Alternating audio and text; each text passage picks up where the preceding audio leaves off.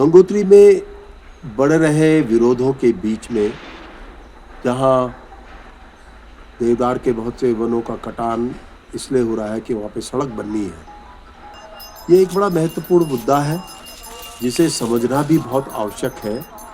और सबसे बड़ी बात तो यह है कि कुछ ऐसे विषय हैं कि जहां पेड़ों के कटने का विरोध है, वहीं गांव के लोग भी एक साथ जुटकर इन तमाम मुद्दों का भी विरोध कर रहे हैं कि ऐसा नहीं होना चाहिए। और ये एक ऐसा टकराव है जिसके ऊपर गंभीरता से सोचना चाहिए। पहली बड़ी बात तो यह है कि गांव को उनकी सुविधाओं से वंचित नहीं किया जा सकता, ये तो सबको स्वीकार्यता होगी। और ये भी मानना पड़ेगा कि हम अच्छे खड़े बड़े वनों को का पातन भी इसलिए ही ना कर दें कि एक चौड़ी सड़क को करना है।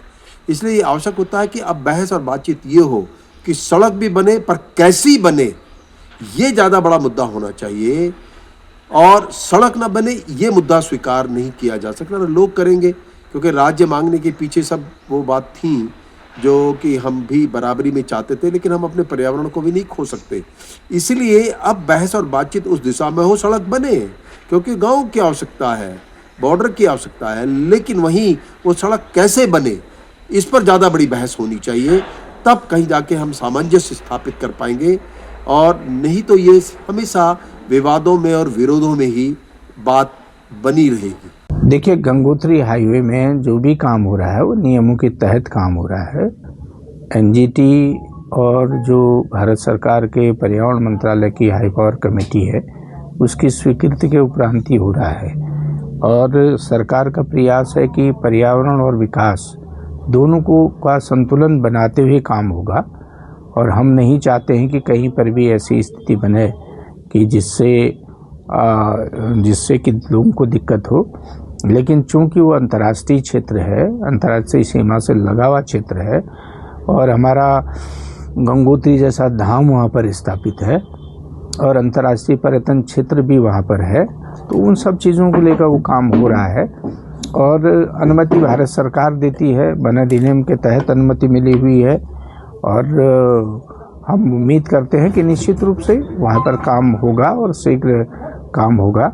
सरकार जनभावनाओं के विरोध में कोई काम नहीं करेगी, न सरकार का ऐसा कोई प्रयास है।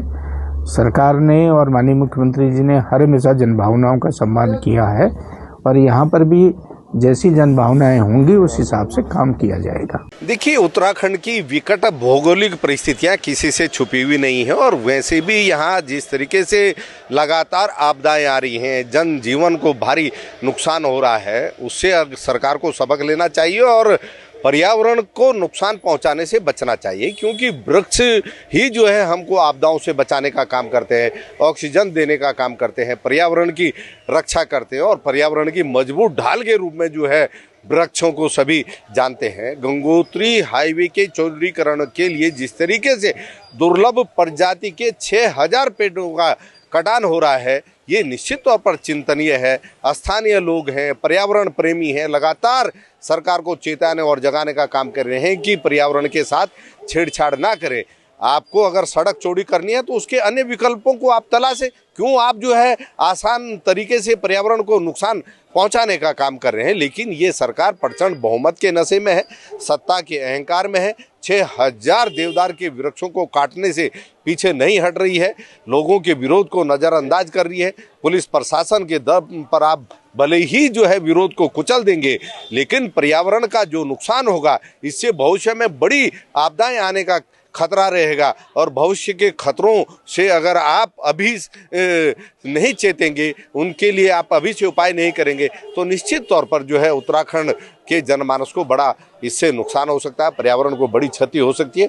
देखते हैं सरकार पर्यावरण प्रेमियों की और स्थानीय लोगों की चिंताओं के प्रति सजग होती है या सत्ता के अहंकार में पर्यावरण को नुकसान पहुंचाने का काम करती है।